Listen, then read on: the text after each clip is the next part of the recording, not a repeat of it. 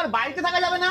আরে আমি একবার না 100 বার বলেছি তোমাদের মতো করে আমি মন্দিরে যেতে পারবো না।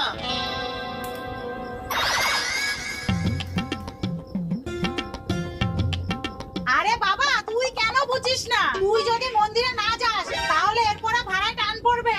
গরুক ভাড়ায় টান, তোমাদের এই ব্যবসা আমার ভালো লাগে না, আমি করবো না। উফ, এই ছেলেটাকে আমি কি করে বুঝাই? মা মা, আজকে আমি অনেক টাকার কাজ করেছি, এই নিন।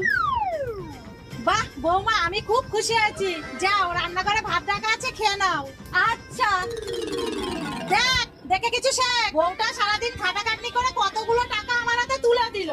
আহা, বউ তো না যেন সাক্ষাৎ লক্ষ্মী। মা আমি চাকরির পরীক্ষা দিচ্ছি, আমাকে কি এইসব কাজে মানায়? মানাবে না কেন? কাজ তো কাজই হয়। মা আমি এই কাজ পারি না, তোমাদের মতন অভিজ্ঞতা নেই। তারপরে যদি হিতে বিপরীত হয়ে যায় তখন? কিচ্ছু হবে না, তুই যা কাজ শেখ। আচ্ছা